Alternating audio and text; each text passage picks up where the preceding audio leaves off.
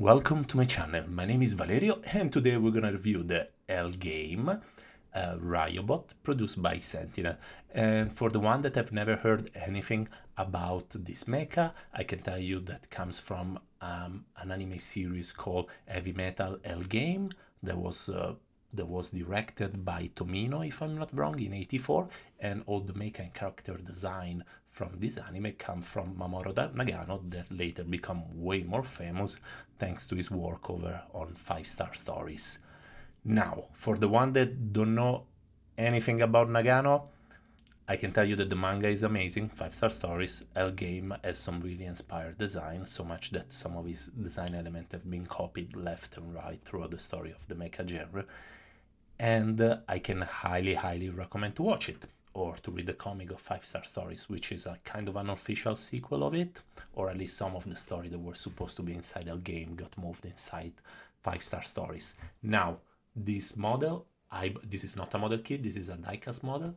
I bought it on Amazon Japan and I cannot remember the price for the life of me, unfortunately. However, it wasn't particularly cheap, but I wanted absolutely to have this model because while this is the L-Gaim, this is a particular L-Gaim that, as far as I did understand, was based, I don't know, a quite old resin kit. There was a version of L-Gaim particularly inspired by the later work of Nagano on 5-Star Stories. So this is an L-Gaim that looks a lot like an Engage SR3. And if you want to Google something, you can Google Engage SR3 workshop cast and you will see a model that looks a lot like this one. And I think it's cool that one sculptor decided to actually honor the later work of the creator. Nevertheless, this is amazing on its own and I was really captured by the design. Now we're gonna quickly look into accessories, then how much it can move, joints, then we're gonna do a comparison, and in the conclusion I will tell you what I think about it, if we should actually buy or not. Now there are quite a bit of accessories inside of it. Now, okay, this is the cannon. The cannon is actually massive. It is, I don't know, like 15 inches, even a bit longer as far as I can remember. These are the two cannons that you can plug either on the mech or onto the shield. Everything here is painted and is painted to a really high level. As everything Sentinel, there is a lot of attention toward details. So you see you can plug the cannon either here or on the arm of your L-Gaim, swapping one part of his armor with one that has the plugs. Now there is a really nice blue metallic paint on the top of it. And here we have the backpack out of it with this kind of wings. The plugs is pretty easy, but you have to push until you hear kind of like a sound, like you will feel it is inside. Don't think if you push too much it's gonna break, because it does not, it just stuck well. Obviously don't use too much force. These are the Beam Saber ES3 because it can go at a Darth Maul kind of way. With a double one and a singular one. Now we have the hands. The hands are not articulated, but actually they have a joint onto the wrist, and they are particularly well done. L-Gaim having human kind of like hands, they cannot be made articulate, even though Sentinel at this point has brought home how to do articulated hand in the best possible way. But this is a limit of the design, or limit is a choice of the design. These are the part of the armor that you can swap over the arms. This is the double beam saber. You can plug one side of the beam saber and the other side on the other end, and those one are the singular one. You can also hide them within the armor, within the mech. This I can't remember what it is, and these are two tiny version of the changing, let's call it motorbike that used to go inside the L-Gaim. So they're super tiny, not too much detail, not too much paint, because they're very little, so much that the camera cannot really focus over it. I know that there was a better version of them within the premium version from D4 Toys, but I don't think it's worth it, honestly. And these are the cable that I use to attach to the cannon, and they're super hard to plug, so pay attention and read instruction. Now, here we look at on our robot, and we will have a first very nice surprise. So when I pre-ordered, they were saying 18 centimeter, and it is not. It's close to 22 to 23 centimeters, so they brought the wrong high. 22 centimeter from our friend from the US is close to 9 inches, give it or take it. A bit less than 9 inches, let's say between 8 and 9.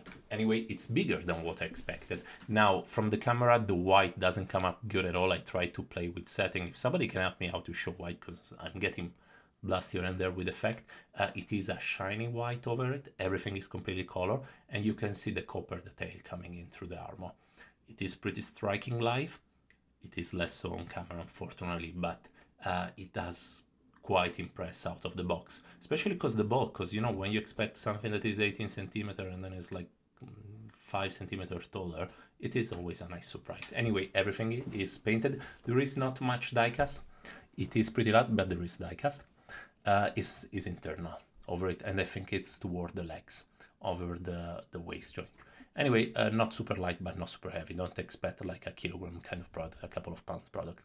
Now, it can look down, it can look up, and it has a gimmick by which you can move back the head and you can actually put the tiny motorbike inside of it. The head can turn a bit right and a bit left, only a tiny bit, I think, because to implement this kit, this gimmick, they had to block a bit the scale. You can move the ears outside and inside, and you can move also this arch one way and the other, and you can open just to recreate the scene where it goes inside with the motorbike. I know it's not a motorbike, but I can't remember the name right now. Now, this is maybe the most advanced Sentinel Riobot I got until now. There are no ratchet joints, they're all friction, but the possibility of move them and rotate them is pretty crazy. They are super hard, so they're just not gonna go lose of you. If anything, they're a bit too hard. And you can also pull something like that just to get that particular angle with the picture that you're looking for. Obviously, everything is painted inside out, but you will see that when you try to raise the arm over the level of the shoulder pad lower part moves inside. You can also extract a tiny bit the arm to have more movement out of it. Obviously, everything is double jointed. You see the arm get way over shoulder line. You see that bit I'm trying to show you, but it does plug inside. When you raise it, now obviously bicep swivel. As I told you, you can extract by a few millimeters to give more movement. And when you close it normally, you see, you don't quite close 100%. But then there is a gimmick in which the kind of armor detach from the inner frame, and then you can completely close inside of it. And it is quite striking and a nice gimmick out of it. Now there is the teapot, the ab crunch up and down, the waist can move. The legs are super hard, so pay attention to the joint, guys. You need 2 hands and follow the instruction to move it, because some of the joint on this robot, they are not done in the traditional way, especially the knee joint. And this one on the leg are super hard. I don't understand why they didn't went back with ratchet. I would appreciate it more. Anyway, you can move the skirt in all the direction. And I think there is a drop of the leg joint, but they're so hard to move. So please pay attention. You don't want to move it quickly because you might break it. I don't think it's gonna break because I got the feeling the joints are pretty tough, but still the Ultimate Kaiser onto the legs was a bit better. Anyway, you can do the split back and forward, left and right. There is no problem. And now there is the knee joint. Look at it. It's not like a traditional knee joint. You can move left and right, which is a bit crazy. And then when you open, you see this kind of piston-like, and it's fully painted, and is to show the inner frame of the design. Now, most of, I will tell for the one that don't know, most of Mamoru Nagano design, from the outside, they look pretty simple, but the inner frames are always the most detailed. It's the only one with a realistic inner frame versus any kind of Gundam, honestly, that have very simplified stuff. Anyway, I'm a fanboy of 5-star story, so there is that. The feet can close completely with the tip, the heels can move a tiny bit left and right, and there is a butterfly joints that I will show you exactly in this second, as soon as I try to straighten a tiny bit up. You see, pretty extended, so the joint do move out. Guys, articulation wise, this is great, can do everything you want to do. My only minor gripe is with the legs, so hard on the waist, but I don't think they're gonna break, so perfect articulation wise. Now we're gonna look at a bit the gimmick. So as you see, the arm was split to release one part out of it so that you can see the inner frame inside of it, which I think is a nice touch. You can see the inner frame coming everywhere. Now the classic one by which the L-Gaim is kind of famous, the opening of the, the knee first, in case you didn't see the full articulation. This one is interesting as well. You see it open and it's not like it's like the piston are pumping up and there is nothing much to connect it with, allow this kind of movement left and right. Then you can open the armor on the right. You have to lower the kind of protection for the shoes. You open it and same thing on the other side. And then you can give that kind of, I think iconic look is the word. I'm not sure iconic is used properly. Anyway, you can see the look by which you can, it's the iconic look of the L-Gaim with the open legs out of it. Now you can also move back the head. So to do the scene where actually you land the tiny motorbike in the middle of it. Sorry, let me show you a bit better. Anyway, full of gimmicks, pretty happy, lot of opportunity to play with for the one that play, but also for just to show it in a particular position. Now for comparison, we're gonna confront it with some other stuff in my collection. Lego Dude is very, very, very, very small, not surprisingly. Now with Riobot, Gurren Lagann, it is 1 centimeter shorter than L-Gaim. I want to say alpha inch shorter. I think it's heavier though, it has more diecast. Getter Dragon, it is a tiny bit bigger. It is heavier as well, but there was quite a good chunk of diecast. It is taller, the Boss Robot, but Boss Robot is like a brick. With L-Gaim HG, the design is much better into the Riobot. I mean, I prefer it into the Riobot, and this is with our Treasure Engage SR3, if I'm not wrong. One day I will paint it into the backlog. Now let's go for conclusion.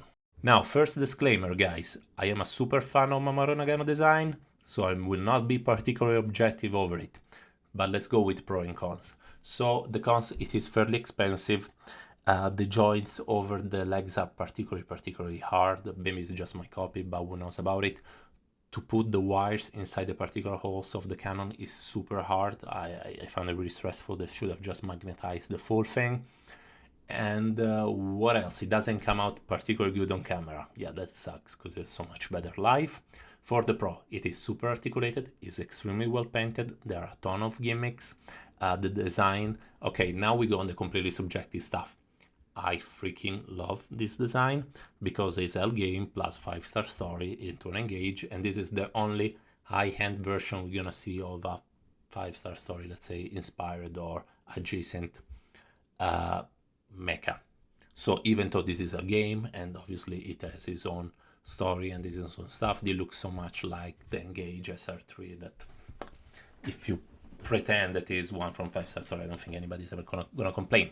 However, I very much like the design, and I forgot to say, I'm so much happier that it's taller than it was supposed to be.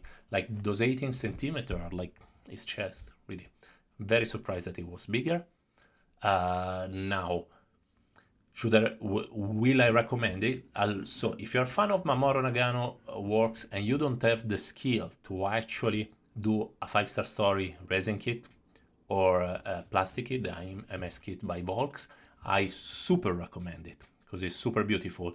On the other hand, if you're a proper modeler and you know how to do this one, yeah, this one is cool, but there is also the resin kit out of it, of the original of this one, because this has been lifted off from an old kit by a sculptor.